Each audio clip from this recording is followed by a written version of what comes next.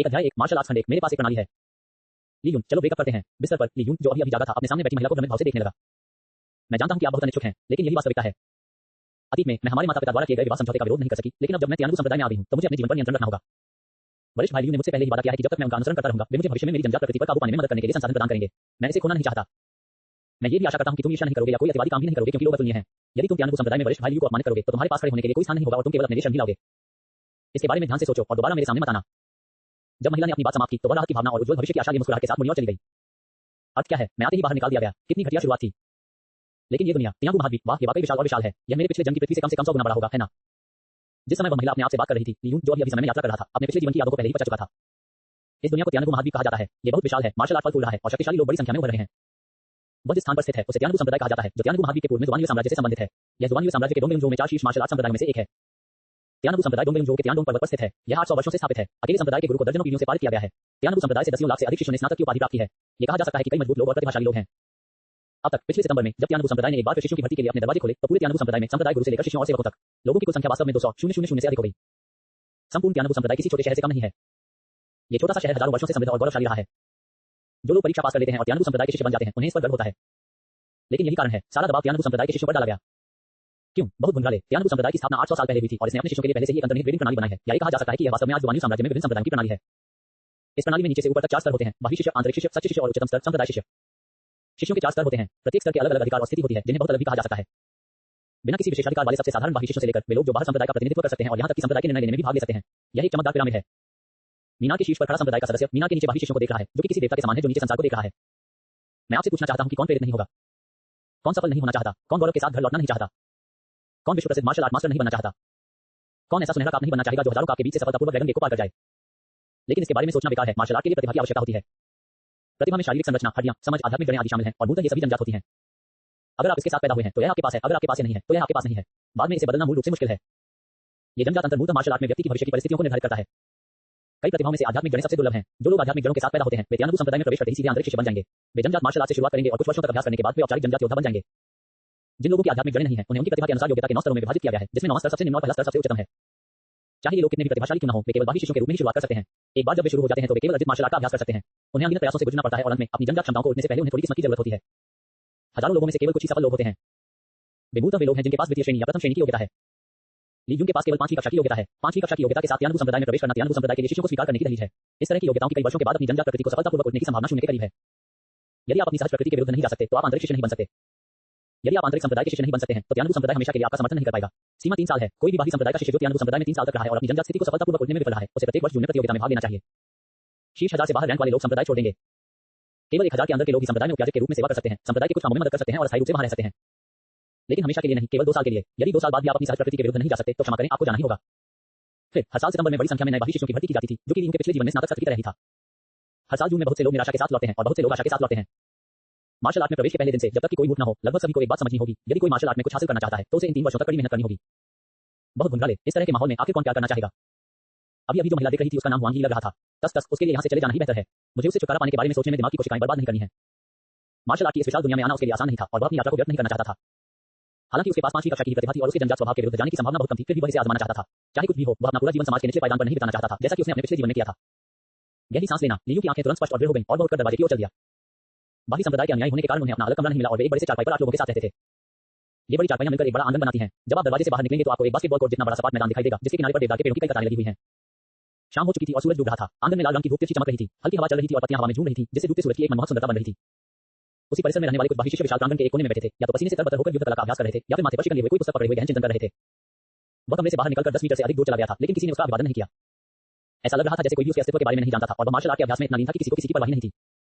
ये दृश्य देखिए। ली यून फिर से मन ही मन शिकायत करने लगा, ये कितनी कठिन परीक्षा है। फिर अपने पिछले जीवन में कॉलेज प्रवेश परीक्षा की पूर्व संध्या की तरह उसने देखा कि दूसरे लोग कड़ी मेहनत कर रहे थे जबकि वह कुछ नहीं कर रहा था और बेवजह उसके मन में फिर से संकट की प्रबल भावना पैदा हो गई। हर कोई कड़ी मेहनत कर रहा है, अगर मैं कड़ी मेहनत नहीं करूंगा तो मैं जीवन भर एक बेकार व्यक्ति बन जाऊंगा। नहीं, मुझे भी जाना है। ली यून जितना ज्यादा इस बारे में सोचता उतना ही उसे लगता कि कुछ गड़बड़ है। वह अचानक पलटा और अपने कमरे में वापस जाकर बेसिक डांस ट्रेनिंग की अपनी कॉपी लेना चाहता था जो हर नए बाह्य संप्रदाय के शिष्य को तब दी जाती थी जब वे पहली बार संप्रदाय में प्रवेश करते थे। काटना। मेजबान एक मार्शल कलाकार बनने के लिए दृढ़ है और मार्शल आर्ट अनुभूति प्रणाली सक्रिय है। मेजबान की वर्तमान मार्शल आर्ट अनुभूति। मार्शल आर्ट अनुभूति जोड़ 3 का सारांश। मेजबान ने दूसरों को मार्शल आर्ट का अभ्यास करते देखा। पहचान बिंदु जोड़ 1 अध्याय 2 पहली बार जोड़ना तीव्र प्रगति। ली यून एक क्षण के लिए रुका और अगले ही पल वह वापस घर में भाग गया। सिर्फ 1 दर्जन मीटर। ली यून का पूरा चेहरा लाल हो गया और उसकी सांसें उखड़ने लगी। सिस्टम, यह क्या बकवास है। ली यून को उम्मीद नहीं थी कि पौराणिक सिस्टम चीट कोड जो समय यात्रियों के लिए जरूरी है इतनी आसानी से प्राप्त किया जा सकता है। इस व्यवस्था में उसे किस बात का डर है? मार्शल आर्ट के शिखर पर चढ़ना और सबसे शक्तिशाली व्यक्ति बनना, क्या ये सब महज बुनियादी अभ्यास नहीं है? इस पर विचार करें। ली यूं का देरी करने का कोई इरादा नहीं था और वह प्रणाली का अध्ययन करने के लिए तत्पर हो गया। बस एक विचार, मेरे सामने एक साधारण सा पैनल प्रकट हुआ। होस्ट ली यून, आयु 16, योग्यता 5वीं कक्षा, पहचान तियानबू संप्रदाय, रेंज 95वीं अकादमी का बाही शिष्य, क्षेत्र अर्जित, शारीरिक तड़का लगाने का पहला स्तर, martial art basic stance training शुरुआती जोड़, मार्शल आर्ट अनुभूति अंक 31। तुरंत ही मेरे मन में सूचनाओं का एक गुब्बार उमड़ पड़ा। कुछ मिनट तो असमंजस में ही बीत गए। ली यून को अचानक इस प्रणाली का कार्य समझ में आ गया। शक्ति अनुभूति से आती है। इस प्रणाली का कार्य ली यून को अवलोकन और अभ्यास के माध्यम से अनुभूति अंक प्राप्त करने की अनुमति देना है और फिर आसानी से अपनी मार्शल आर्ट में सुधार करने के लिए अनुभूति बिंदुओं पर भरोसा करना है। अब उन्होंने केवल एक प्रकार की मार्शल आर्ट में महारत हासिल की जो कि बेसिक स्टांस ट्रेनिंग थी, जिसे सितंबर में संप्रदाय में प्रवेश करने पर तियानबू संप्रदाय द्वारा सिखाया गया था।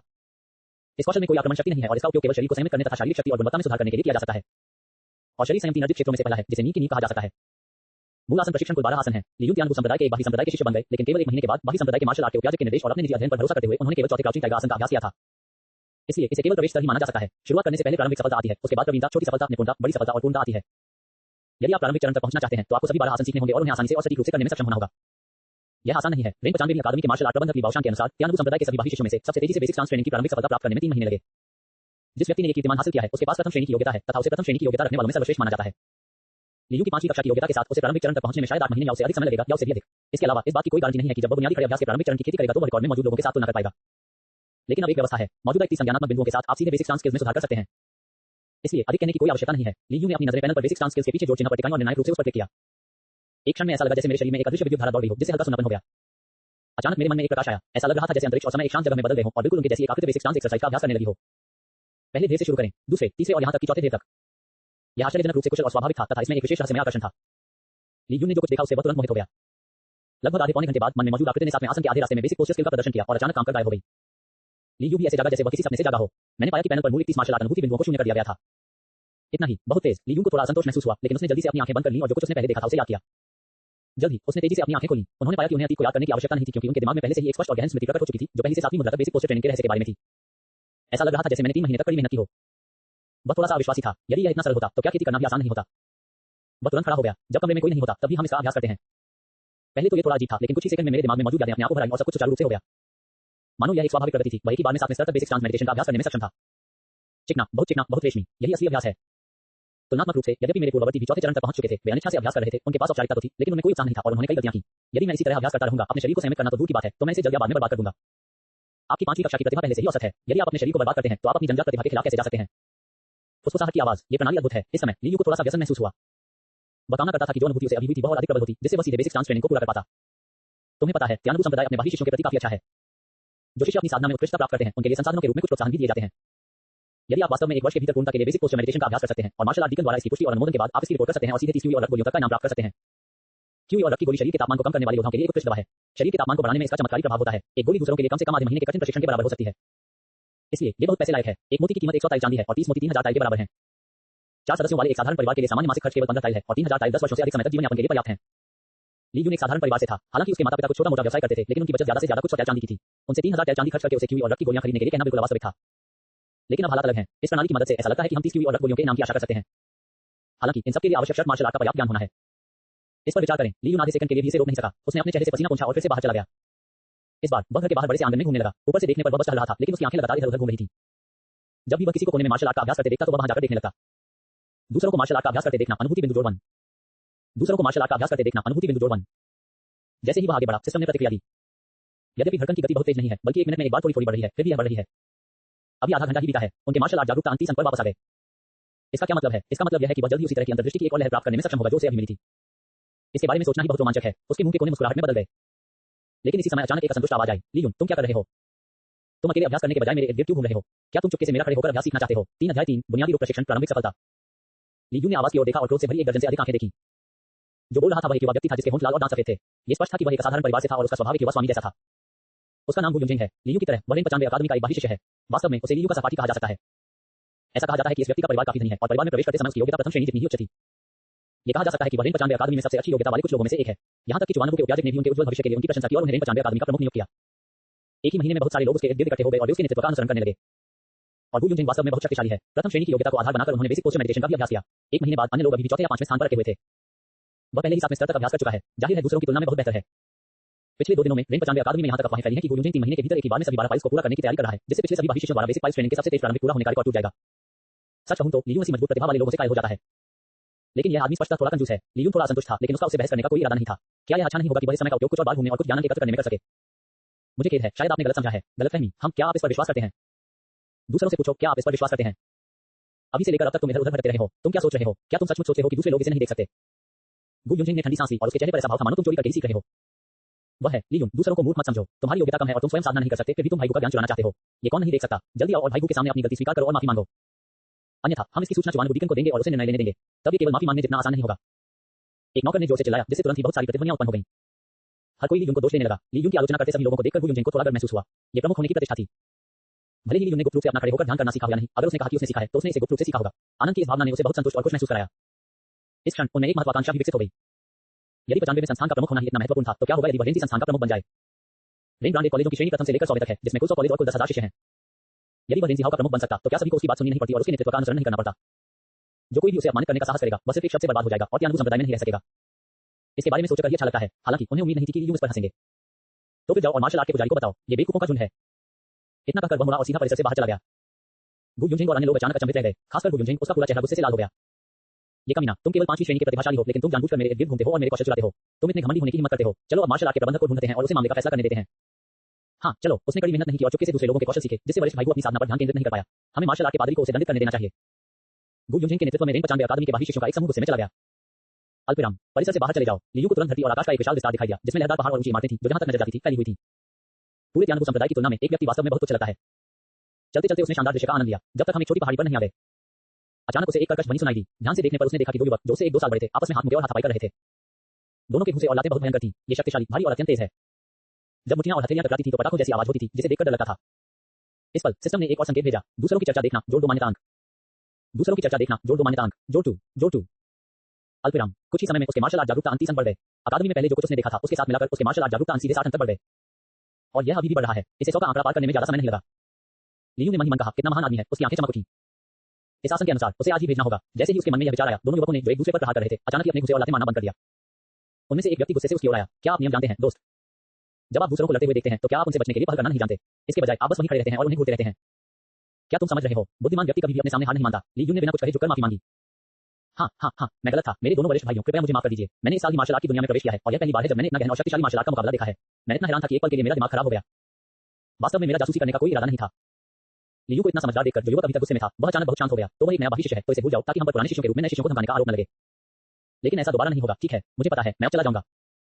ली यून ने बार-बार माफी मांगी, फिर मुड़कर चला गया। इस समय वह बेहद उत्साहित था। मार्शल आर्ट जागरूकता अंक वास्तव में 123 अंक तक पहुंच गए। ये सचमुच बहुत अच्छा है। इससे उन्हें ये भी समझ में आया कि अधिक उन्नत मार्शल आर्ट का अवलोकन करके वह मार्शल आर्ट के बारे में अधिक ज्ञान प्राप्त कर सकते हैं। और इस समय वह भी एक खाली कोने में आ गया, इधर-उधर देखने और यह सुनिश्चित करने के बाद कि कुछ देर में कोई यहां से नहीं गुजरेगा, वही पेड़ के नीचे बैठ गया।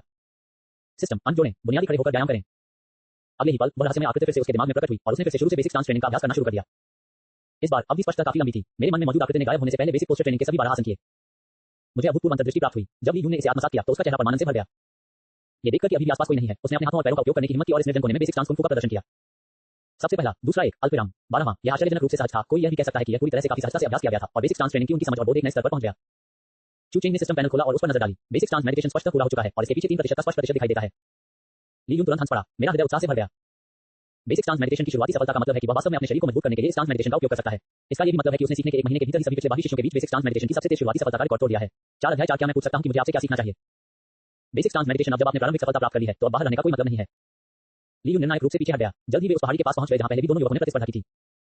जब उसने पाया कि पहले मुकाबला करने वाले 2 युवक चले गए हैं, तो वह निराश हो गया। वह शुरू में उनसे करीब जाने और कुछ जानकारी हासिल करने का बहाना ढूंढना चाहता था, लेकिन अंत में उसे कुछ नहीं मिला। मैं पहले वापस जा सकता हूं। अभी परिसर में वापस आ गया हूं। घर में प्रवेश करने से पहले ही उसे रोक दिया गया। ली यून, तुम अंततः वापस आ गए। चलो मार्शल आर्ट के पुजारी से मिलने के लिए मेरे पीछे आओ। ये फिर से गु युन का विवाद है। यह आदमी वास्तव में अपना रास्ता रोकने के लिए 1 दर्जन लोगों को साथ लेकर आया था। ली यून को परेशानी पैदा करना पसंद नहीं है, लेकिन वह इससे डरता भी नहीं है। त्यानुगु संप्रदाय जैसे संप्रदाय, जो डोंगयुनजोंग में शीर्ष 4 संप्रदायों में से एक है, बहुत नियम पालक हैं। कोई भी अपनी इच्छा से परेशानी पैदा नहीं कर सकता। शिष्य एक दूसरे के साथ युद्ध कर सकते हैं, लेकिन इसके अलावा जो भी बिना कारण हमला करने की हिम्मत करेगा, उसे मिनटों में फांसी की सजा दे दी जाएगी।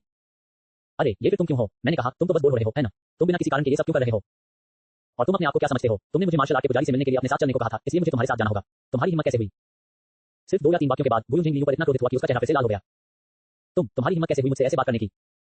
मैं रेंज 95 में संस्थान का प्रमुख हूं। ली यून अगर यह बात न सुनता तो अच्छा रहता। ये सुनने के बाद वह और भी ज्यादा बेशर्मी से हंसा। चीफ को क्या हो गया है? चीफ, मुझे आपकी बात सुननी है। किस संप्रदाय का नियम ऐसा कहता है? तू गु युनजिंग का गला फिर से घुट गया और उसे समझ नहीं आया कि वह कैसे लड़े। वास्तव में कॉलेज का प्रमुख सिर्फ एक नामात्र का पद है। इसमें कोई भी मौलिक अधिकार नहीं है तथा संप्रदाय के नियमों में भी इसका उल्लेख नहीं है। गु युनजिंग इसका क्या जवाब दे सकता था? बहस करने का कोई रास्ता नहीं है। रास्ते से अलग हटें मेरे प्यारे, मैं थक गया हूँ, मुझे घर वापस जाना है, अच्छे कुत्तों को मेरे रास्ते से दूर रहना चाहिए। इस अवसर का लाभ उठाए ली यून ने गु युनझेंग को धक्का दिया और सीधे दरवाजे की ओर चला गया। गु युनझेंग और अन्य लोग इतने क्रोधित थे कि उनकी आंखें आग से जल रही थी, लेकिन वे एक दूसरे को देख रहे थे, समझ नहीं पा रहे थे कि क्या करें। लेकिन इस समय एक 20 साल का युवक परिसर में आया। जब गु युनझेंग और अन्य लोगों ने इस व्यक्ति को देखा तो वे तुरंत खुशी से भर गए और उस युवक की ओर दौड़े। लीकेन जू, आप आखिरकार यहाँ आ गए। मैंने ली यून से आपसे मिलने के लिए हमारे साथ आने को कहा था, लेकिन उसने जाने से इनकार कर दिया और वह घमंडी था। चुवानबु डेकोंग जुकिंग, ली यून भी एक पल के लिए स्तब्ध रह गया, लेकिन उसका दिमाग तेजी से चलने लगा और उसने आगे बढ़ने की पहल की। यहाँ प्रत्येक प्रांगण में केवल एक मार्शल आर्ट डीकन है, ठीक पिछले जंग के क्लास टीचर की तरह। उसके पास भले ही ज्यादा ताकत न हो, लेकिन अगर वह चाहे तो लोगों को धमकाना काफी आसान है। ली यून मूर्ख नहीं है, इसलिए इसकी कोई आवश्यकता नहीं है और वह स्वाभाविक रूप से जुकिंग को नाराज नहीं करना चाहता है। लीकेन जू, आप यहाँ हैं। जुकिंग ने शांति से सिर हिलाया। ली यून, मैंने गु युनझेंग को तुम्हें बुलाने के लिए कहा था, तुम क्यों नहीं चले जाते? लीकेन जू, मैं निर्दोष हूँ, मैं टहलने के लिए बाहर गया था और वापस आ रहा था, तभी मुझे उनमें से एक दर्जन से ज्यादा लोगों ने रोक लिया। हर एक दूसरे से ज्यादा क्रूर था। मुझे लगा कि वे मुझे धमकाने का बहाना ढूंढ रहे हैं। मुझे उम्मीद नहीं थी कि लीकेन जू वास्तव में मुझे ढूंढने आएगा। क्या मैं लीकेन जू से पूछ सकता हूँ कि इस शिष्य के लिए आपके पास क्या निर्देश हैं? ली यून की गलत नजर देखकर जुकिंग गु युनझेंग और बाकी लोगों को घूरने से खुद को नहीं रोक सका। ये सच है, ये स्थिति। ली यून अकेला था, जबकि गु युनझेंग एक दर्जन से ज्यादा लोगों से घिरा हुआ था। कौन नहीं डरेगा? गु युनझेंग, तुम्हें क्या हुआ है? मैंने तो बस आपसे ली यून को सूचित करने के लिए कहा था। आप इतने सारे लोगों के साथ क्या कर रहे हैं? कैसा? जिन लोगों के पास करने को कुछ नहीं है, वे तुरंत तितर-बितर हो जाएं और जो करना है वह करें। पनिशमेंट हॉल में गश्त करने वाले लोगों को आपको देखकर यह न सोचने दें कि आप कुछ करने वाले हैं। अगर वे आप सभी को गिरफ्तार करके पनिशमेंट हॉल ले गए तो मैं आपकी पैरवी नहीं कर पाऊंगा। ये सुनकर सभी के चेहरे अचानक बदल गए। गु युनझेंग को छोड़कर अन्य दर्जन भर लोग ऐसे तितर-बितर हो गए जैसे वे भाग रहे हों। पलक झपकते ही गु युनझेंग एक अकेला आदमी बन गया। वह घृणा से भर गया। लीकेन जू, ली यून ने मेरे साथ गलत किया। हमारा उसके साथ बुरा व्यवहार करने का बिल्कुल भी इरादा नहीं था। इसके अलावा ये स्पष्ट रूप से वह था जो जानबूझकर मेरे आसपास घूम रहा था। तुमने गुप्त रूप से मेरी खड़ी रहने की साधना सीखी और इसका प्रभाव मेरी साधना पर भी पड़ा। वह भी इसे स्वीकार करने से इनकार कर रहा है। गु युनझेंग की आंखें थोड़ी लाल थीं और उसे पहले से कहीं अधिक घुटन महसूस हो रही थी। अगर ली यून को आज डांटा न गया होता, वह अपनी सारी प्रतिष्ठा खोने वाला है। भविष्य में उसे प्रमुख के रूप में कौन गंभीरता से लेगा? जहां तक जुकिंग का सवाल है, उसके मन में अभी भी गु युनझेंग के बारे में अच्छी धारणा है। इस लड़के की पृष्ठभूमि अच्छी है और उसका परिवार धनी है। सबसे बड़ी बात यह है कि उसके पास प्रथम श्रेणी की योग्यता है। वह एक जंगजात मार्शल आर्ट जीनियस है। ऐसे व्यक्ति के लिए उसकी अर्जित प्रकृति द्वारा उसकी जंगजात प्रकृति पर विजय प्राप्त कर लेने तथा 3 वर्षों के भीतर अंतरिक्ष बन जाने की संभावना काफी अधिक होती है। इसलिए उसे प्रेरित करने के लिए गु यून को रेंग 95वें संस्थान का प्रमुख चुना गया। अब ये देखकर कि गु युनझेंग को ऐसा लग रहा था जैसे उसके साथ बहुत बड़ा अन्याय हुआ है, वह खुद को थोड़ा नर्म महसूस करने से नहीं रोक सका और ली यून की ओर देखने लगा। ली यून, क्या तुमने भी सुना? आप इसे कैसे समझाएंगे? ली यून इसके लिए अच्छी तरह तैयार था। एक फीकी मुस्कान। लीकेन जू, गु युनझेंग ने जो कहा वह पूरी तरह बकवास है। मैं अभ्यास करते करते थक गया था, इसलिए मैं बस यार्ड में ही घूमता रहा। मैंने एक शब्द भी नहीं कहा, लेकिन इसे दूसरों के अभ्यास में बाधा डालना कैसे माना जा सकता है? जहां तक गुप्त रूप से खड़े होकर अभ्यास सीखने की बात है, तो ये तो और भी बड़ी बात है। ली यून ने गु युनझेंग पर नजर डाली, अचानक एक तरफ चले गए और बिना एक शब्द कहे उन्होंने सीधे बेसिक डांस स्किल का प्रदर्शन किया। ली यून की हरकत से जुकिंग और गु युनझेंग तुरंत भ्रमित हो गए। मुझे नहीं पता कि ली यून का क्या मतलब है, लेकिन जैसे ही ली यून ने रुक अभ्यास किया, पहले रुक से दूसरे रुक तक, एक के बाद एक वे जुड़ गए और आसानी से बदल गए। जुकिंग की अभिव्यक्ति बदल गई और हिंसक रूप से कांपना। उन्होंने अचानक पाया कि ली यून का खड़े होने का अभ्यास पहले रुक से ही बहुत मानक था और यह किसी भी तरह से गु युनझेंग से कमतर नहीं कहा जा सकता था। यह मानक ढेर व्यायाम 7वें ढेर तक बहुत जल्दी किया गया था और यह आसानी से किया गया था और फिर 8वें ढेर। असंभव। ये दृश्य देखकर गु युनझेंग बोल पड़ा, लेकिन ली यून ने उसकी बात अनसुनी कर दी और खुद को अपने खड़े ध्यान में डुबो लिया। उसने पाया कि जैसे जैसे वह अपने खड़े ध्यान का अभ्यास करता गया, उसके दिमाग में कुछ नई अंतर्दृष्टि उभरने लगी। सिस्टम ने वास्तव में प्रतिक्रिया दी। बुनियादी खड़े होने का अभ्यास अनुभूति बिंदु जोड़ 1। बुनियादी खड़े होने का अभ्यास अनुभूति बिंदु जोड़ 1। 12 अभ्यास पूरे करने के बाद संज्ञानात्मक अंक 5 अंक बढ़ गए। हालांकि यह ज्यादा नहीं है, लेकिन ये स्पष्ट लाभ है। इससे ली यून को राहत महसूस हुई। अगर भविष्य में उसे कोई ऐसा व्यक्ति नहीं मिला जो उसका निरीक्षण कर सके, तो वह अपने अभ्यास पर भरोसा कर सकता था और उसे कोई ज्ञान नहीं खोना था। लेकिन इस बार उन्होंने इन बातों को नजरअंदाज कर दिया। 12 ढेर खत्म करने के बाद वह मुड़ा और गु युनझेंग को देखा। गु युनझेंग, मैंने तो बुनियादी खड़े होने के अभ्यास में महारत हासिल कर ली है, लेकिन आपने तो 7वां खड़े होने का अभ्यास भी पूरा नहीं किया है। मैं आपसे क्या सीख सकता हूँ? क्या तुम मेरा ज्ञान चुराकर इतना आत्मधर्मी हो गए हो, या फिर आप अपने अनुयायियों के साथ शहर में घूमने की नकल करने की कोशिश कर रहे हैं? 5 अध्याय 5 जुकिंग का आश्चर्य और प्रशंसा। मैं गु युनझेंग का चेहरा लाल हो गया और उसके गाल जलने लगे। दूसरों ने पहले से ही बुनियादी खड़े होने के अभ्यास में महारत हासिल कर ली है, लेकिन आप अभी भी 7वें खड़े होने के अभ्यास पर अटके हुए हैं। फिर भी आपको संदेह है कि दूसरे आपसे ज्ञान चुरा रहे हैं। उसे पहले से भी अधिक शर्मिंदगी महसूस हुई। मैं सचमुच नहीं जानता कि इसका जवाब कैसे दूं। जुकिंग ने उसे अनदेखा कर दिया। उसने गु युनझेंग को घूरकर देखा, फिर आश्चर्य से चेहरे पर भाव लिए ली यून को पकड़ लिया। क्या आपने वास्तव में बुनियादी खड़े होने का अभ्यास पूरा कर लिया है? केवल 1 महीना। जीनियस, जीनियस, मैं पहले गलत था। चलो अब मेरे पीछे आओ। उत्साहित जुकिंग ने ली यून को पकड़ लिया और बिना कुछ कहे बाहर चली गई। ली यून थोड़ा उलझन में था। उसने जल्दी से पूछा, लीकेन जू, तुम कहां जा रहे हो? जुकिंग को अचानक कुछ याद आया। वह रुका और अपने माथे पर थपकी दी। मुझे दोष दो, यह मेरी गलती है। जब आपने पहली बार शुरुआत की थी तो मुझे लगा था कि कोई भी बुनियादी कोर प्रशिक्षण को सबसे तेजी से पूरा करने का रिकॉर्ड नहीं तोड़ सकता, इसलिए मैंने आपको ये स्पष्ट रूप से नहीं समझाया। वास्तव में बाकी संप्रदाय के लिए नियम है, जो लोग बुनियादी ढेर प्रशिक्षण को सबसे तेजी से पूरा करने का रिकॉर्ड तोड़ेंगे या 3 महीने के भीतर बुनियादी ढेर प्रशिक्षण पूरा करेंगे, उन्हें पुरस्कृत किया जाएगा। आपने न केवल 3 महीने के भीतर सफलता प्राप्त की है, बल्कि आपने रिकॉर्ड भी तोड़ दिया है। आपको न केवल इनाम मिलेगा, बल्कि ये दोगुना होगा। मैं तुम्हें अपना इनाम लेने के लिए बाकी संप्रदाय के बुजुर्गों के पास ले जाऊंगा। ली यून की आंखें अचानक चमक उठी। क्या ऐसी कोई अच्छी चीज होती है? कहने के लिए और क्या बचा है? जब पुरस्कारों का दावा करना हो तो कौन गु यून के साथ बहस करना चाहेगा? हाय, समय की बर्बादी। तुरंत वह जुकिंग का पीछा किया और जल्दी से निकल गया। गु युनझेंग ने उन 2 लोगों को जल्दी से जाते हुए देखा। उसका चेहरा धीरे-धीरे काला पड़ गया और बेहद उदास हो गया। गधे, इस शापित ली यून को क्या अधिकार है? ये बस खड़े होकर अभ्यास करने का एक बुनियादी तरीका है। मुझे नहीं लगता कि मैं अपनी पहली कक्षा की प्रतिभा के साथ तुम्हारी 5वीं कक्षा की प्रतिभा से हार सकता हूं। बस इंतजार करो, मैं तुम्हें जल्द या बाद में सबक सिखाऊंगा। जब से वह त्यानुगु संप्रदाय में आया, अपनी प्रथम श्रेणी की योग्यता और इस तथ्य पर भरोसा करते हुए कि जुकिंग ने व्यक्तिगत रूप से उसे रेंग 95वीं अकादमी के प्रमुख के रूप में नियुक्त किया, कौन उसे देखने की हिम्मत नहीं करेगा। लेकिन आज ली यून के प्रहार ने उसे अभूतपूर्व अपमान का अनुभव कराया। नफरत सीधे मेरे दिल में भड़की आग में बदल गई। उसने मन ही मन दांत पीसते हुए कसम खाई कि देर सवेर वही उसे बदला लेगा। अल्पविराम। बाकी संप्रदाय के बुजुर्ग जहां कान का निवास स्थान। क्या कहा आपने? प्रशिक्षण के 1 महीने बाद क्या आपने बुनियादी कौशल में महारत हासिल कर ली है? किसी बाहरी शिष्य द्वारा बुनियादी कौशल हासिल करने का सबसे तेज रिकॉर्ड टूट गया है। जिस व्यक्ति ने ये रिकॉर्ड तोड़ा है वह केवल 5वीं कक्षा तक की योग्यता वाला शिष्य है। जहां कान ने जुकिंग की ओर देखा जो उत्साहित थी, चाहे उसने इसे कैसे भी देखा हो, उसे लगा कि जुकिंग उसके साथ मजाक कर रहा था। जुकिंग, क्या तुम्हें लगता है कि मेरा स्वभाव अच्छा है और तुम मेरे साथ मजाक करने के लिए कोई कहानी बना सकते हो? मुझे लगता है कि तुम सचमुच बहादुर हो। क्या तुम मानते हो कि मैं तुम्हें अभी बाहर निकाल सकता हूं? तुम्हारे 2 साल के लीगन के करियर को पहले ही समाप्त कर सकता हूं और तुम्हें रातों रात अपना सामान बांधकर तियानू संप्रदाय से बाहर निकल जाने को कह सकता हूं। जूकिंग, ये सच है। एल्डर, कृपया मेरी बात पर विश्वास करें। शिष्य का नाम लीयून है और मैं उसे आपके पास लाया हूं। मैंने अभी अपनी आंखों से देखा है कि उसने अभी बुनियादी प्रशिक्षण पूरा किया है।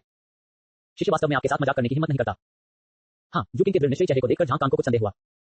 तो फिर उस व्यक्ति को मेरे पास लाओ ताकि मैं उसे दिखा सकूं। हाँ, झांग कांग की सहमति मिलने के बाद जूकिंग बाहर निकल गया। इस समय लीयून झांग कांग के निवास के बाहर खड़ा होकर इधर-उधर देख रहा था। हम बस इतना ही कह सकते हैं कि बुजुर्ग तो बुजुर्ग ही होते हैं। भले ही वह केवल एक बाहरी संप्रदाय का बुजुर्ग व्यक्ति है, फिर भी वह बाहरी संप्रदाय के शिष्यों के लिए एक शक्तिशाली व्यक्ति है। जिस स्थान पर वे रहते हैं वह कम से कम 5000 वर्ग मीटर का एक भवन है। गेट पर एक सोने की परत चढ़ी पट्टिका भी लगी हुई है, जिस पर 3 बड़े अक्षर कैन यूजू खोदे हुए हैं। ये भी विशेष रूप से वीरतापूर्ण है और शब्दों से राजसी गति की भावना को स्पष्ट रूप से देखा जा सकता है। अनजाने में इसने लीयू का ध्यान आकर्षित किया। कुछ देर तक उसे देखता रहा। सिस्टम पर अचानक कई संकेत प्रकट हुए। मार्शल आर्ट का सही अर्थ जाने, अनुभूति अंक जोड़ 30। मार्शल आर्ट का सही अर्थ जाने, अनुभूति अंक जोड़ 30। मार्शल आर्ट का सही अर्थ जाने, अनुभूति अंक जोड़ 30। अल्पविराम, सिर्फ 10 सेकंड। संज्ञानात्मक अंक वास्तव में 200 से अधिक हो गए। लीयू इतना भयभीत हो गया कि वह वहीं पर अचंभित रह गया और फिर उसका चेहरा परमानंद से भर गया। क्या बकवास है? इस पट्टिका में मार्शल आर्ट का सही अर्थ समाहित है। क्या आप इसे देखकर मार्शल आर्ट का सही अर्थ समझ सकते हैं? अगर मैं यहाँ 2 घंटे खड़ा रहूं तो क्या ये? लीयू को लगा कि वह प्रसिद्ध होने वाला है। जब तक उसके पास पर्याप्त संज्ञानात्मक बिंदु हैं, तब तक बेसिक स्टांस ट्रेनिंग की शुरुआती सफलता का कोई फायदा नहीं होगा। वह इसे आज रात पूरा कर सकता है। शुरू में उसे थोड़ा दुख हुआ कि जूकिंग उसे यहाँ लेकर आया और दरवाजे के बाहर अकेला छोड़ दिया। अब और नहीं, संज्ञानात्मक बिंदुओं में वृद्धि के साथ सारी अप्रसन्नता गायब हो गई। उसने तुरंत अपना ध्यान केंद्रित किया और गेट के ऊपर लगी पट्टिका को घूरने लगा। उसके चेहरे पर ऐसा भाव था मानो वह कांग यूनजूक नामक 3 शब्दों को घूरकर देखना चाहता हो। जूकिंग, जो जल्दी से बाहर भागा, ने ये दृश्य देखा और उसकी अभिव्यक्ति देखकर हंसने से खुद को रोक नहीं सका। आपकी अभिव्यक्ति से मुझे ये कैसे लगता है कि आप पट्टिका में निहित वास्तविक अर्थ को समझ सकते हैं? अब इसे देखना बंद करो। तुम अभी उस स्थिति में नहीं पहुंचे हो। भले ही तुम अपनी आंखें निकाल दो, फिर भी तुम नहीं समझ पाओगे। लीयून को होश आया और उसने शुकिंग की तरफ देखा। वह वाकई शुकिंग से 3 शब्द पूछना चाहता था जो उसे समझ में नहीं आ रहा था कि उसे कहना चाहिए या नहीं। उसने अभी पाया कि 3 शब्द कांग यूनजू उसे बहुत सारे पहचान दिला सकते हैं और आप बाहर आ गए। क्या आप बाद में वापस नहीं आ सकते? चलो चलें, वहां यूं ही खड़े मत रहो। एल्डर झांग कांग तुमसे मिलना चाहते हैं। जल्दी से मेरे पीछे आओ। ठीक है। लीयून असहाय था, लेकिन उसके पास इस मामले में कोई विकल्प नहीं था और वह केवल जूकिंग के पीछे अंदर जा सकता था। रास्ते में जूकिंग लीयू को याद दिलाती रही। अच्छा व्यवहार, विनम्र होना। एल्डर झांग कांग बाहरी संप्रदाय के बुजुर्गों के बीच मार्शल आर्ट सिखाने के प्रभारी हैं। वह किसी भी बाहरी संप्रदाय के शिष्य के भाग्य का फैसला सिर्फ एक वाक्य से कर सकते हैं, लेकिन अगर आप उनका पक्ष प्राप्त कर सकते हैं तो मैं गारंटी देता हूं कि आपको भविष्य में बहुत लाभ होगा। लीयू ने स्वाभाविक रूप से बार-बार सिर हिलाया। उसे एक बात समझ आ गई। लोग कभी-कभी शांत रहने का दिखावा कर सकते हैं या अहंकारी भी हो सकते हैं, लेकिन उन्हें इस बात से अनभिज्ञ नहीं होना चाहिए कि कब आगे बढ़ना है और कब पीछे हटना है। जूकिंग ने शायद पहले उसके बारे में ज्यादा परवाह नहीं की थी और यहां तक कि वुयुन के लिए लड़ने का इरादा भी किया था, जिसे वह पसंद करता था, लेकिन अब वह बड़ों को उसे मिलवाने में ईमानदार था। इसलिए उस छोटी सी गलतफहमी पर ध्यान देने की कोई आवश्यकता नहीं है। हाँ, मैं समझ गया। आपके मार्गदर्शन के लिए धन्यवाद लीकेंजू। चाहे मैं भविष्य में मार्शल आर्ट में सफलता प्राप्त करूं या नहीं, मैं आज आपकी दयालुता को कभी नहीं भूलूंगा। लीयू ने गंभीरता से कहा। ये सुनते ही जूकिंग तुरंत सतर्क हो गया और जब उसने लीयू को देखा तो उसकी आंखों में प्रशंसा की झलक दिखी। इससे पहले वह मानता था कि गुयुजिन के पास प्रथम श्रेणी की योग्यताएं और उज्जवल भविष्य था, इसलिए उसने खुले तौर पर और गुप्त रूप से उसकी अच्छी देखभाल की, लेकिन गुयुजिन ने कभी ऐसा कुछ नहीं कहा। गुयुजिन ने उनकी देखभाल को एक सामान्य बात के रूप में स्वीकार कर लिया, इससे अधिक कुछ नहीं। कोई नहीं जानता था कि लीयू के शब्द सच्चे थे या झूठे, लेकिन कम से कम उसने अपना रवैया तो दिखाया। गुयू के साथ तुलना करने पर यह स्पष्ट है कि कौन बेहतर है। 6 अध्याय 6 बुजुर्गों की प्रशंसा और जूकिंग का उपहार। क्या आप वही शिष्य हैं जिसका उल्लेख जूकिंग ने किया था और जिसने पहले से ही बुनियादी कौशल में महारत हासिल कर ली है? नमस्कार बड़े साहब, मैं लीयून हूं, रेंग के 95वें प्रांगण का एक शिष्य। लीयून, गुयुजिन नहीं, नहीं झांगचू। झांग कांग की आंखें चमक उठी। मुझे याद है कि रेंग 95 अकादमी में एक व्यक्ति प्रथम श्रेणी की योग्यता रखता है और एक व्यक्ति शीर्ष द्वितीय श्रेणी की योग्यता रखता है, लेकिन आप उनमें से एक नहीं है। बड़े भाई, जब मैं प्रवेश लूंगा तो मेरी योग्यता 5वीं कक्षा होगी। 5वीं कक्षा की प्रतिभा। हाँ, 5वीं कक्षा की प्रतिभा के साथ आप 1 महीने के भीतर बुनियादी ढेर प्रशिक्षण पूरा कर सकते हैं। क्या आप मुझे ये बताने की कोशिश कर रहे हैं कि आपने प्रवेश योग्यता परीक्षा में गलती की है? नहीं नहीं बड़े, आपने गलत समझा। शिष्य, अफसोस, मैं वास्तव में इसका कारण नहीं बता सकता, लेकिन जब मैं बुनियादी खड़े अभ्यास को समझ रहा था तो यह वास्तव में थोड़ा आसान था। शायद ये भाग्य था। भाग्य? हाँ, झांग कांग जोर से हंस पड़ा। यदि केवल भाग्य ही 5वीं कक्षा की योग्यता वाले किसी व्यक्ति को 1 महीने के भीतर बुनियादी ढेर प्रशिक्षण पूरा करने की अनुमति दे सकता है और एक ही झटके में तियानू संप्रदाय के बाहरी शिष्यों के बुनियादी ढेर प्रशिक्षण को सबसे तेजी से पूरा करने का रिकॉर्ड तोड़ सकता है, तो आपका भाग्य वास्तव में असाधारण है। ठीक है, मैं तुमसे बकवास बातें नहीं करूंगा। इसे एक बार मेरे देखने के लिए प्रदर्शित करो। हाँ, लीयून बिल्कुल भी घबराया हुआ नहीं था, क्योंकि वह जूकिंग के पीछे यहाँ आया था, इसलिए उसका ये सामना होना तय था। वह बस कुछ कदम पीछे हट गया। उपयुक्त स्थिति मिलने के बाद मैंने सीधे बेसिक स्टांस ट्रेनिंग का अभ्यास करना शुरू कर दिया। पहले ढेर से 12वें ढेर तक सब कुछ सुचारू रूप से चला, बिना किसी विराम के। शायद झांग कांग की नजर में यह अभी भी थोड़ा कच्चा है और एक बार में पूरा नहीं किया जा सकता है, लेकिन पहला कदम तो पहला कदम ही है। इसमें कोई झूठ नहीं है। दुर्लभ बात यह है कि लीयू द्वारा किए गए बेसिक पोस्टर ट्रेनिंग के 12 आसन सभी मानक हैं, जिनमें लगभग कुछ भी गलत नहीं पाया जाता है। यदि आप इसी गति से अभ्यास करते रहेंगे तो आप अधिकतम 1 महीने में प्रवीणता प्राप्त कर सकेंगे तथा भविष्य में बहुत संभावना है कि आप 1 वर्ष के भीतर पूर्णता प्राप्त कर सकेंगे। क्या ये सचमुच समुद्र में छिपा हुआ मोती है या फिर प्रवेश के दौरान योग्यता परीक्षण में वास्तव में कुछ गड़बड़ी थी? झांग कांग आश्चर्यचकित था, लेकिन मन ही मन सशंकित भी था। बेशक वह सिर्फ संदेह के कारण लीयू से अपनी योग्यता का पुनः परीक्षण करने के लिए नहीं कह सकता था। तुम्हें पता है, वह एकमात्र बाहरी संप्रदाय के बुजुर्ग नहीं है। वह योग्यता परीक्षण के लिए जिम्मेदार नहीं है। कंपनी में शामिल होने के 1 महीने बाद लीयू को अचानक एक नई योग्यता परीक्षा देने के लिए कहा गया। क्या यह उसके चेहरे पर तमाचा नहीं है? वह कभी ऐसा कुछ नहीं करेगा जिससे दूसरों को ठेस पहुंचे। सबसे महत्वपूर्ण बात यह है कि अगर लीयू की योग्यता परीक्षा में सचमुच कोई समस्या है तो यह बहुत मजेदार होगा। इस साल कुल 40,000 नए बाहरी शिष्यों की भर्ती की गई है और उन सभी का फिर से परीक्षण किया जाना चाहिए। यह संभवतः संप्रदाय के शीर्ष अधिकारियों को चिंतित करने वाला है। यदि एक छड़ी किसी को लग जाए तो बहुत सारे लोग परेशानी में पड़ जाएंगे और यह बच्चा लीयू वास्तव में कुछ हद तक असाधारण है और इसे गंभीरता से लिया जाना चाहिए। इसलिए शांति से विचार करने के बाद झांग कांग ने निर्णय लिया कि वह पहले दूसरों को चिंतित नहीं करेगा बल्कि स्थिति पर गुप्त रूप से नजर रखेगा। ठीक है, बहुत अच्छा। 1 महीने के भीतर बुनियादी खड़े होने के अभ्यास में निपुणता प्राप्त कर लेना यह साबित करता है कि आप में प्रतिभा है और आप काफी मेहनती हैं। संप्रदाय आप जैसे शिष्यों को पुरस्कार देने में कंजूसी नहीं करेगा। झांग कांग मुस्कुराया, फिर उसने एक सफेद चीनी मिट्टी की बोतल निकाली। यहाँ 2 कीवी और रक्त गोलियां हैं। एक आपको 3 महीने के भीतर वुंगोंग के प्रारंभिक चरण को प्राप्त करने के लिए पुरस्कार है और दूसरी आपको रिकॉर्ड तोड़ने के लिए पुरस्कार है। धन्यवाद एल्डर। लीयू ने आश्चर्य के साथ सफेद चीनी मिट्टी की बोतल ली और झांग कांग के प्रति आभार व्यक्त करना नहीं भूला। झांग कांग ने संतोष से सिर हिलाया, लेकिन गर्व मत करो। बुनियादी खड़े होकर अभ्यास करना मार्शल आर्ट की नींव का आधार मात्र है। अभी भी एक लंबा रास्ता तय करना है। मुझे उम्मीद है कि आप दृढ़ रहेंगे और कड़ी मेहनत से अध्ययन करेंगे। मैं यहाँ आपसे एक वादा करने आया हूँ, यदि आप आधे महीने के भीतर बुनियादी कौशल का अभ्यास कुछ स्तर तक कर सकते हैं तो आपको जुकिंग के पास जाने की जरूरत नहीं है, आप सीधे मेरे पास आ सकते हैं। जब समय आएगा तो मैं न केवल आपको इनाम के रूप में 2 कीवी और रक्त की गोलियां दूंगा, बल्कि मैं आपको अपवाद के रूप में एक मार्शल आर्ट भी सिखा सकता हूँ। ये शिक्षण शस्त्रागार द्वारा चयनित उम्मीदवारों की सूची में शामिल नहीं है, यह मुझे व्यक्तिगत रूप से सिखाया जाएगा। जैसे ही ये शब्द निकले, जुकिंग और ली यून दोनों हैरान थे। विशेषकर जुकिंग, वे स्वयं भी बाह्य शिष्य थे, इसलिए वे बाह्य शिष्यों के अनुभवों को बहुत अच्छी तरह जानते थे। सभी बाह्य शिष्यों को संप्रदाय में प्रवेश करने पर बेसिक स्टांस मेडिटेशन का अभ्यास करना चाहिए और कोई भी अपवाद नहीं है। केवल जब बेसिक स्टांस ट्रेनिंग सफलता के एक छोटे स्तर तक पहुंच गई है तो आपको शस्त्रागार में प्रवेश करने और एक वास्तविक मार्शल आर्ट चुनने की अनुमति दी जाएगी। साधारण लोग अल्प समय में खड़े होकर ध्यान करने में थोड़ी सी भी सफलता कैसे प्राप्त कर सकते हैं? इसलिए पहला साल मूल रूप से खड़े होकर ध्यान करने में व्यतीत होता है। कम प्रतिभा वाले लोगों को 1.5 साल या 2 साल तक भी सहन करना पड़ सकता है। इसका मतलब यह है कि 3 साल के अंदर अपने सहज स्वभाव के विरुद्ध जाने के लिए ज्यादा समय नहीं बचा। ली यून को केवल कड़ी मेहनत करने और आधे महीने के भीतर खड़े होकर ध्यान करने की कला को प्रवीणता स्तर तक अभ्यास करने की आवश्यकता है और वह पहले से ही मार्शल आर्ट सीखने में सक्षम हो सकता है। इसे क्या कहते हैं? इसे कहते हैं एक कदम आगे रहना। मार्शल आर्ट अभ्यास में एक कदम तेज होता है, हर कदम तेज होता है। 3 वर्षों के भीतर ली यून अपनी जंजाल प्रकृति को सफलतापूर्वक उड़ने में सक्षम हो सकता है और ड्रैगन गेट पर छलांग लगाने वाले आपकी तरह एक आंतरिक संप्रदाय का शिष्य बन सकता है। इससे भी महत्वपूर्ण बात यह है कि शस्त्रागार के लिए चयन सूची में मार्शल आर्ट शामिल नहीं है, जिसका मतलब है कि झांग कांग उसे निजी तौर पर सिखा रहा है, जो झांग कांग के लिए आधे शिक्षक होने के बराबर है। अगर यह बात फैली हुई है तो ली यू को नुकसान पहुंचाने या दबाने की इच्छा रखने वाले अन्य लोगों को 2 बार सोचना होगा। कुल मिलाकर लाभ बहुत बड़े हैं। यह इतना बड़ा था कि शूकिंग को भी ईर्ष्या हुई। यदि ऐसा अवसर उन्हें संप्रदाय में प्रवेश के समय मिला होता तो शायद अब वे आंतरिक शिष्य होते। उसे बमुश्किल एक डीकन बनने के लिए 3 साल की कड़ी मेहनत क्यों सहनी पड़ी? इसके अलावा डीकन का कार्यकाल केवल 2 साल का होता है। ये पहले से ही दूसरा साल है। अगर वह सफल नहीं हो पाता है तो उसके पास कियानू संप्रदाय छोड़ने के अलावा कोई विकल्प नहीं होगा। ली यून, तुम्हें अवसर का लाभ उठाना चाहिए। मेरी बात सुनो, आध्यात्मिक जड़ों के बिना लोगों के लिए अपनी जंजाल प्रकृति को उड़ना बहुत मुश्किल है। यदि आप वास्तव में झांग कांग का अनुभव और मार्गदर्शन प्राप्त कर सकते हैं तो आप कई चक्करों से बच सकते हैं। झांग कांग के निवास से बाहर आने के बाद जुकिंग ने एक बार फिर ली यून को गंभीरता से निर्देश दिया और उसकी गंभीर अभिव्यक्ति को देखते हुए उसने वास्तव में अपने दिल की गहराई से आशा व्यक्त की कि ली यून को यह अवसर मिल सके। इसके बाद वह ली यून को अपने निवास स्थान पर ले गया। मार्शल आर्ट डीकन के रूप में आपको बाहरी गेट में अपना स्वतंत्र निवास मिलेगा। यह न केवल बड़ा है बल्कि यह आपके सोने, दैनिक जीवन और कुछ निजी सामानों के भंडारण के लिए उपयुक्त है। अपने घर लौटने के बाद जुकिंग ने दराजों में खोजबीन की और एक लकड़ी के बक्से से एक पीली पड़ चुकी किताब निकाली। एक मार्शल आर्ट डीकन के रूप में मैं आपको निजी तौर पर अन्य मार्शल आर्ट सिखाने के लिए योग्य नहीं हूं, लेकिन मेरे पास जुआन गोंग नोट्स की एक प्रति है जिसे मैंने एक आंतरिक संप्रदाय के शिष्य से ऊंची कीमत पर खरीदा था। मैं इसे तुम्हें दे दूंगा। मेरा और कोई मतलब नहीं है, मैं बस आपकी यथासंभव मदद करना चाहता हूं। याद रखना, किसी को मत बताना। ली यून ने नोटबुक ली, उसे पलटा और उसकी आंखें अचानक चमक उठी, क्योंकि सिस्टम की प्रतिक्रिया काफी मजबूत है। 7 अध्याय 7 आंतरिक संप्रदाय वरिष्ठ बहन झांग रूहान। जुआन गोंग नोट्स अनुभूति बिंदु जोड़ दो का अवलोकन। जुआन गोंग नोट्स अनुभूति बिंदु जोड़ दो का अवलोकन। अल्पविराम। पलक झपकते ही 3 दिन बाद ली यून 95 प्रांगण के बाहर एक एकांत कोने में बैठा था, अपने हाथ में जुकिंग द्वारा दिए गए जुआन गोंग नोट्स पकड़े हुए सिस्टम पैनल को देख रहा था। होस्ट ली यून, आयु 16, योग्यता 5वीं कक्षा, पहचान तियानबू संप्रदाय, रैंक 95वीं अकादमी का बाहरी शिष्य, क्षेत्र अर्जित शारीरिक तड़का लगाने का पहला स्तर, martial art basic stance training 95% दक्षता, मार्शल आर्ट अनुभूति अंक 36। 3 दिनों के भीतर या सटीक रूप से कहें तो उस रात जब वह जुकिंग के निवास से लौटा, उसका बेसिक स्टांस ट्रेनिंग सीधे उस रात एक कुशल स्तर तक आगे बढ़ गया था, जो कि कैंग यून जुपर पट्टिका के अवलोकन से प्राप्त ज्ञान बिंदुओं पर निर्भर था। यदि वह वास्तव में समझौते का पालन करता तो वह अपना वादा पूरा करने के लिए अगली सुबह झांग कांग को खोजने के लिए सीधे कैंग यून जा सकता था। लेकिन वह इतना मूर्ख नहीं है। उनके पास केवल 5वीं कक्षा की योग्यता थी और कोई पृष्ठभूमि नहीं थी, लेकिन उन्होंने केवल 1 महीने में बेसिक स्टांस ट्रेनिंग पूरी कर ली, जिससे सबसे तेज रिकॉर्ड टूट गया, जो पहले से ही काफी आश्चर्यजनक था। रातों रात मैं फिर से कुशल बन गया। क्या ये स्पष्ट नहीं है कि कुछ गड़बड़ चल रही है? इसलिए उन्होंने इसे आसान बनाने का निर्णय लिया, लेकिन उन्होंने यह उम्मीद नहीं की थी कि बेसिक स्टांस ट्रेनिंग में महारत हासिल करने के बाद रैंक 95 इंस्टीट्यूट में मार्शल आर्ट का अभ्यास करने वाले अन्य लोगों को देखकर संज्ञानात्मक अंक हासिल करने की दक्षता बहुत कम हो जाएगी। बस इसे थोड़ा थोड़ा करके जोड़ें। आधे घंटे से अधिक समय तक देखने के बाद मैं 5 अंक भी नहीं जोड़ पाता, जो कि स्वयं अभ्यास करने से प्राप्त होने वाले अंकों से कम है। प्रणाली का अध्ययन करने के बाद उन्हें एहसास हुआ कि ऐसा इसलिए था क्योंकि रैंक 95 में उनके सहपाठी उनसे बहुत अलग थे और वे उन्हें कोई मदद नहीं दे सकते थे। यदि आप अधिक ज्ञान प्राप्त करना चाहते हैं तो आपको अपने अवलोकन स्तर से उच्चतर कुछ खोजने का सर्वोत्तम प्रयास करना होगा। इसलिए वह बस रैंक 95 अस्पताल से बाहर निकल गया और जुकिंग द्वारा दी गई नोटबुक का अध्ययन करने के लिए एक एकांत कोना ढूंढ लिया। मैं कहना चाहूंगा कि खड़े होकर ध्यान करने पर यह नोटबुक सचमुच बहुत अच्छी है। यदि वह ध्यानपूर्वक देखे तो लगभग हर मिनट 2 अंक का ज्ञान प्राप्त कर सकता है। 3 दिन बाद खड़े होकर ध्यान करने की इस नोटबुक की मदद से मैं लगभग प्रवीणता के स्तर तक पहुंच गया हूं। वहां बहुत सारे लोग और बहुत सारी आंखें हैं और मुझे खाने और सोने की भी जरूरत है, इसलिए मैं इसे 24 घंटे लगातार नहीं देख सकता। अन्यथा इस दक्षता पर तो वह बहुत पहले ही मामूली सफलता के स्तर पर पहुंच गए होते। फिर भी वह बहुत संतुष्ट था। उन्होंने 2 दिन और आराम करने की योजना बनाई तथा फिर लगभग 5 दिन बाद झांग कांग से मिलने के लिए कांग यून जाने की योजना बनाई। दोपहर लगभग 4 घंटे तक खड़े होकर ध्यान करने और 400 से अधिक संज्ञानात्मक अंक जमा करने के बाद ली यून ने फिर से अभ्यास करना शुरू कर दिया। संज्ञानात्मक बिंदुओं को सीधे स्पष्ट किया जाता है और फिर उन्हें ध्यानपूर्वक समझा जाता है। बेसिक स्टांस मेडिटेशन आधिकारिक तौर पर मामूली सफलता के दायरे में प्रवेश कर चुका है और प्रवीणता 2% तक पहुंच गई है। जब वह मामूली सफलता के चरण पर पहुंचे तो बेसिक स्टांस मेडिटेशन के बारे में उनकी समझ और अधिक गहन हो गई।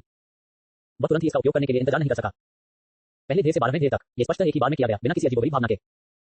जमीन पर खड़े होकर कोई भी मुद्रा बनाने से एक प्रकार का अवर्णनीय आकर्षण उत्पन्न होता है। ऐसा लग रहा था जैसे मेरे पैरों के नीचे एक जड़ है जो मुझे धरती से जोड़ रही है और धरती से किसी प्रकार की सांस मेरे शरीर में जा रही है। शरीर में क्यों और रक्त गर्जना कर रहे हैं और हड्डियां हिल रही हैं। अचानक जोरदार धमाके हुए। ली यून एक पल के लिए स्तब्ध रह गया, फिर उसे कुछ याद आया और उसने जल्दी से सिस्टम पैनल फिर से खोला। एक नजर डालते ही मैं आश्चर्य से भर गया। साधना स्तर जिसे मूल रूप से शारीरिक तड़का लगाने के प्रथम स्तर के रूप में चिन्हित किया गया था, वास्तव में शारीरिक तड़का लगाने के दूसरे स्तर तक उन्नत कर दिया गया था। ली यून ने कहा, कितना महान आदमी है। ऐसा नहीं है कि बॉडी टेम्परिंग का दूसरा लेवल इतना शानदार है। दरअसल बॉडी टेम्परिंग का दूसरा लेवल बॉडी टेम्परिंग के पहले लेवल से बेहतर है, जो सिर्फ थोड़ी ताकत बढ़ाता है और शरीर को मजबूत बनाता है। लेकिन यह वास्तविक प्रगति है। इसके अलावा यह प्रगति बिना किसी दवाई के हुई थी। यह वास्तविक और मूर्त थी। इससे जो अनुभूति होती है वह काफी आरामदायक होती है। वह ये सोचे बिना नहीं रह सका कि क्या उसे अपनी साधना को और बेहतर बनाने के लिए झांग कांग द्वारा पुरस्कृत 2 कीवी और रक्त की गोलियां लेनी चाहिए। लेकिन यह एक क्षणिक विचार मात्र था और उसने इसे दबा लिया। ऐसा नहीं है कि वह अपनी साधना के स्तर में सुधार नहीं करना चाहता, लेकिन वह कीवी और रक्त की गोलियों को इस तरह बर्बाद नहीं करना चाहता। उनकी वर्तमान दक्षता के साथ बेसिक स्टांस ट्रेनिंग जल्द ही पूरी हो जाएगी। अभ्यास को पूरा करने के लिए कीवी और रक्त की गोलियां निगलने से बेसिक स्टैंडिंग मेडिटेशन का अभ्यास करने का प्रभाव कीवी और रक्त की गोलियां निगलने से मामूली सफलता के चरण में बेसिक स्टैंडिंग मेडिटेशन का अभ्यास करने के प्रभाव से पूरी तरह से अलग है। पूर्ण कीवी और रक्त गोली के औषधीय प्रभाव का लगभग 100% ला सकता है, जबकि बाद वाला केवल अधिकतम 50% अवशोषित कर सकता है और शेष 50% छिद्रों के माध्यम से नष्ट हो जाएगा। 2 लेना 1 से अधिक बर्बाद करने के बराबर है। एक कीवी और रक्त की गोली की कीमत 100 टैल चांदी के बराबर है। बहुत प्रकार का धनी व्यक्ति नहीं है जो धन को मिट्टी समझता हो और 100 टैल चांदी को ऐसे बर्बाद कर देता हो मानो वे तांबे के सिक्के हों। शरीर संयम का दूसरा स्तर और आपका बुनियादी खड़े होने का अभ्यास वास्तव में कुछ हद तक पूरा हो गया है। जैसे ही ली यून मन ही मन ये सोच रहा था कि वह समय के माध्यम से यात्रा करके किसी अमीर व्यक्ति के घर क्यों नहीं जा सकता, अचानक एक हैरान करने वाली आवाज गूंजी। ली यून अचानक चौंक गया और जल्दी से पीछे मुड़ा। कुछ ही दूरी पर, लगभग 10 मीटर की दूरी पर, एक सफेद वस्त्र पहने महिला कहीं से प्रकट हुई। वह अधिक से अधिक 23 या 24 वर्ष का लग रहा था। पहली नजर में पहला एहसास अद्भुत है। यह महिला लंबी और सुडौल है और उसका चेहरा भी दिव्य है जिसकी तुलना उसके पिछले जीवन के सौंदर्य फिल्टरों से नहीं की जा सकती। वह सचमुच सुंदर है और उसका स्वभाव बहुत बढ़िया है। जब वह वहां खड़ी होती है तो स्वाभाविक रूप से वह बहुत जीवंत और असाधारण भाव प्रकट करती है। माफ कीजिए, आप कौन हैं? ली यून ने लापरवाही बरतने की हिम्मत नहीं की। वह जानता था कि यह आदमी शायद कोई मास्टर है, अन्यथा वह इतनी शांति से नहीं आता। मेरा नाम झांग रूहान है और मैं आंतरिक संप्रदाय सुधारकोट से हूं। ली यून विस्मय में खड़े होकर बोले, तो आप आंतरिक संप्रदाय से वरिष्ठ बहन झांग हैं? मैं रेंज 95 अकादमी से बाहरी संप्रदाय का शिष्य हूं। आपसे मिलकर खुशी हुई, वरिष्ठ बहन झांग।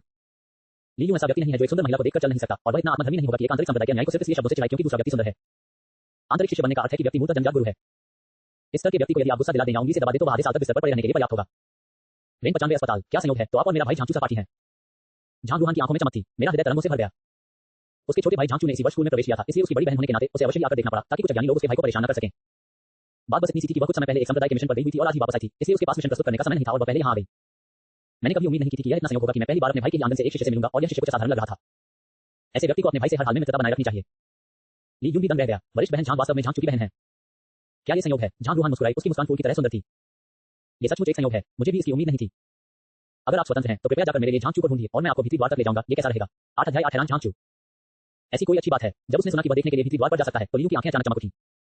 आपको पता होना चाहिए कि त्यानुगु संप्रदाय के सख्त नियम हैं। हालांकि शिष्यों को स्वतंत्र रूप से घूमने की मनाही नहीं है, लेकिन वे बिना किसी के नेतृत्व के आंतरिक संप्रदाय और कैंडिल जैसी जगहों पर नहीं जा सकते। वह नहीं जानता था कि झांग रूहान ने उसे खेलने के लिए आंतरिक गेट पर ले जाने की पहल क्यों की, लेकिन यह निश्चित रूप से वही था जो वह चाहता था। तुम्हें ये जानना चाहिए कि आंतरिक द्वार के भीतर हर जगह जन्मजात सत्ताएं विद्यमान हैं। ये निश्चित रूप से उसके लिए अपनी मान्यता नाटकीय रूप से बढ़ाने का एक मौका है और उसे इसे किसी भी कीमत पर नहीं गंवाना चाहिए। ठीक है, तो मैं अब सीनियर सिस्टर झांग के लिए झांगचू को ढूंढने जाऊंगा। तुरंत ली यून जल्दी से अस्पताल 95 में वापस गया, चारों ओर खोज की और अंततः झांगचू को उसके छात्रावास में पाया और उसे बाहर बुलाया।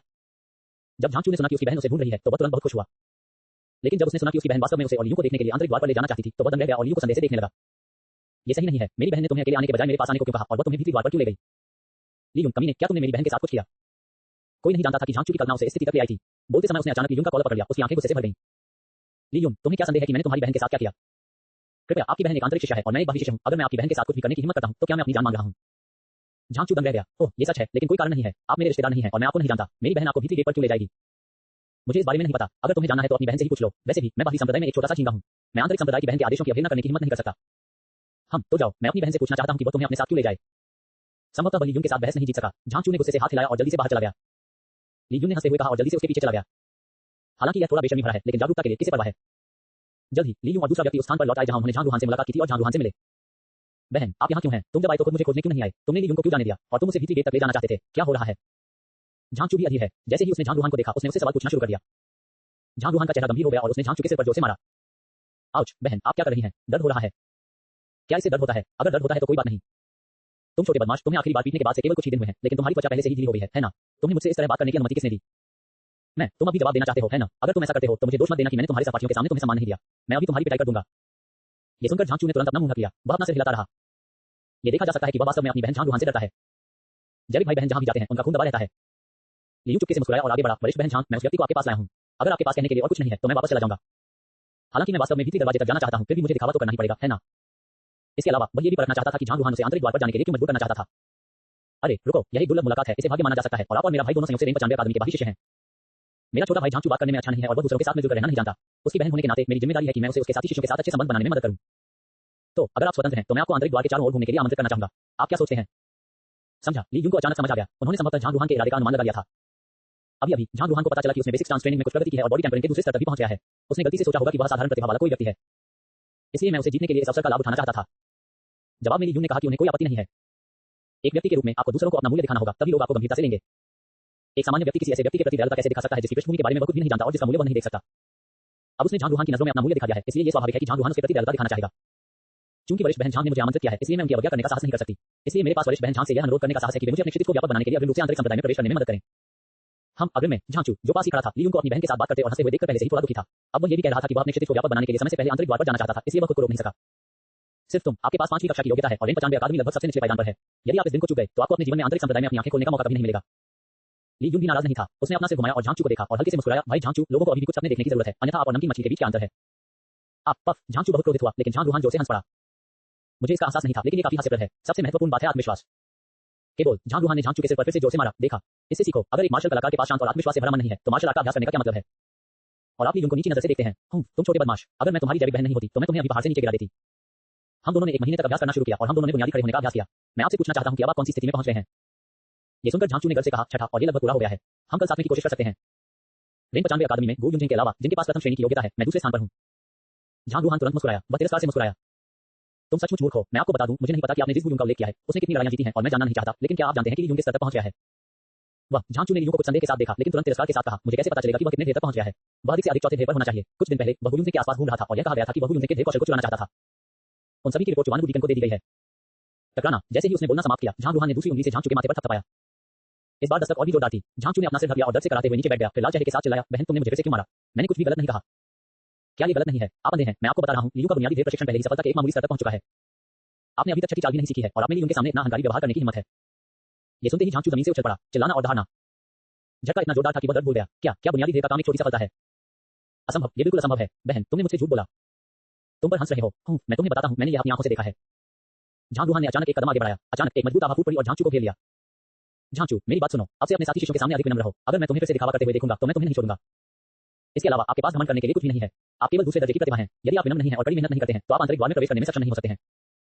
झांगचू दंग रह गया। 9 अध्याय 9 प्रति सेकंड 300 अंक संज्ञानात्मक अंक आसमान छू रहे हैं।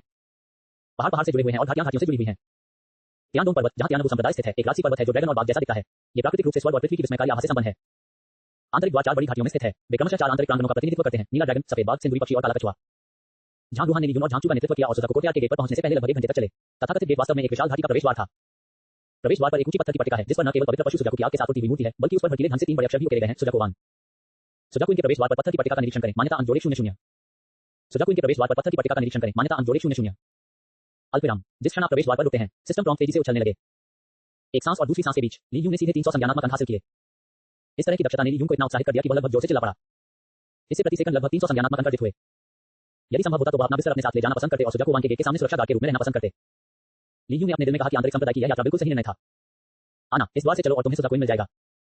अंदर जाने से पहले मैं आपको याद दिलाना चाहती हूं कि यद्यपि मैं आपको यहां लेकर आई हूं, लेकिन सुजाकू प्रांगण में अधिकतर महिलाएं ही रहती हैं, इसलिए आपको इधर-उधर न देखने की कोशिश करनी चाहिए। क्या आप समझी? झांग रूहान ने पलटकर ली यूंग और झांगचू को गंभीरता से याद दिलाया। झांगचू ने जल्दी से सिर हिलाया, मुझे पता है बहन, मैं इधर-उधर नहीं देखूंगा, आपको हमें जल्दी से अंदर ले जाना चाहिए। ली यूंग का दिल अचानक से धड़कने लगा। वह तुरंत उठ खड़ा हुआ और बोला, मैं समझ गया। इसके अलावा और कोई वजह है क्या? झांग रूहान ने अधीर झांगचू की ओर देखा और उसके चेहरे पर एक और थप्पड़ मारा। क्या तुमने देखा? देखो ली यूंग कितना सतर्क और स्थिर है। फिर से अपनी ओर देखो। सच में, अगर तुम मेरे भाई नहीं होते तो मैं चाहता। अब जब तुम्हें ये पता चल गया है तो तुम मुझे पहाड़ से नीचे गिराना चाहते हो, है ना? झांगचू नाखुश लग रहा था। आखिर छोटा भाई कौन है? उसने महसूस किया कि उस कमीने ली यूंग से मिलने के बाद से उसकी बहन का पूरा ध्यान उस कमीने ली यूंग पर ही था। रास्ते में उन्होंने ली यूंग को रास्ते में पड़ने वाले कुछ विषयों और महत्वपूर्ण स्थानों से परिचित कराने की पहल की और कभी-कभी बेसिक सांस मेडिटेशन का अभ्यास करने के लिए कुछ युक्तियों का उल्लेख किया। वह गर्मी, ये बस, अगर उसकी बहन का पहले से कोई मंगेतर नहीं होता तो उसे संदेह होता कि उसकी बहन को ली यूंग से प्यार हो गया है। तुम्हारी हिम्मत कैसे हुई पलटकर बात करने की? क्या तुम लड़ाई की तलाश में हो? झांग रूहान ने उसे घूरकर देखा और उसे मारने का नाटक किया। झांगचू जल्दी से चकमा देकर ली यूंग के पीछे छिप गया। नहीं, मैं कुछ नहीं कहूंगी, मैं जवाब नहीं दूंगी, क्या ये ठीक है? ली यूंग को अचानक शर्मिंदगी महसूस हुई। स्थिर क्या है? कैसी सावधानी? ये सब बकवास है। वह बस कुछ समय के लिए विलंब करना चाहता है और अधिक ज्ञान हासिल करना चाहता है। आखिरकार 1 सेकंड में 300 संज्ञानात्मक अंक हासिल करने का अवसर बहुत दुर्लभ है।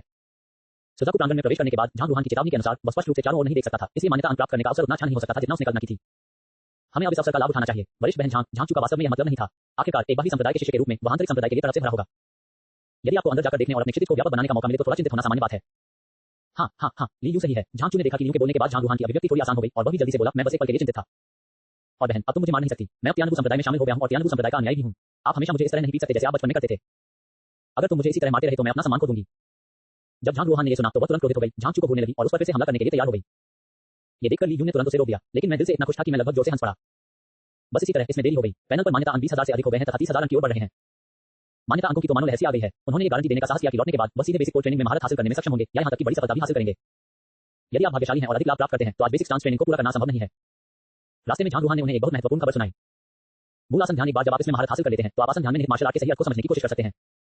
हालांकि पीढ़ियों से तियानगु संप्रदाय के कुछ अनुयायी उस बात को समझ पाए हैं, लेकिन यह निश्चित है कि जिन लोगों ने इसे समझ लिया है उन्होंने शरीर को संयमित करने के क्षेत्र में काफी उच्च उपलब्धियां हासिल की हैं और इसके बाद के शक्ति शोधन क्षेत्र में उन्होंने दूसरों की तुलना में अधिक मजबूत आंतरिक शक्ति विकसित की है। इसलिए हर कदम मजबूत है, हर कदम मजबूत है। बात के क्यूबी क्षेत्र में उसके शक्तिशाली सच्चे क्यूबी के कारण उसके लिए दूसरों की तुलना में अपनी सहज प्रकृति के विरुद्ध जाना अधिक आसान होता है। हालांकि इस समय अचानक एक समय आवाज आई, ली यूंग, तुम यहाँ क्यों हो? इस समय कई लोग अचानक सुजाकूवान के द्वार से बाहर चले आए, जिनका नेतृत्व एक सीधा साधा और सुंदर दिखने वाला युवक कर रहा था, लेकिन उसकी भौहों के बीच अहंकार की प्रबल भावना थी। उसकी बचपन की प्रेमिका और मंगेतर हुआन लियाई सिर झुकाए युवक के पीछे चल रही थी, लेकिन जब उसने पहली बार ली यूंग को देखा तो वह इतनी उत्साहित हो गई कि वह लगभग उछल पड़ी और उसकी आवाज भी तीखी हो गई। हुआन ली जल्दी में भाग गया। ली यूंग, तुम क्या कर रहे हो? तुम्हें किसने बताया कि मैं सुजाकूवान आया हूं? आप यहाँ पर क्या कर रहे हैं? आप बहुत बहादुर हैं। आप जैसा बाहरी शिष्य इस महत्वपूर्ण आंतरिक संप्रदाय स्थान पर कैसे आ सकता है?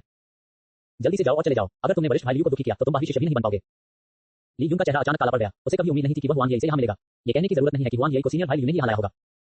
लोगों को आंतरिक संप्रदाय में लाने में सक्षम होने का मतलब था कि वरिष्ठ भाई लियू को भी एक आंतरिक संप्रदाय का शिष्य होना चाहिए। यह एक अच्छी चीज नहीं है। यदि हुआंग यी ने किसी आंतरिक संप्रदाय के शिष्य की शत्रुता को जन्म दिया तो यह एक अप्रत्याशित आपदा होगी। एक क्षण लियू ने बिना किसी हिचकिचाहट के कहा, नहीं, आप कौन हैं?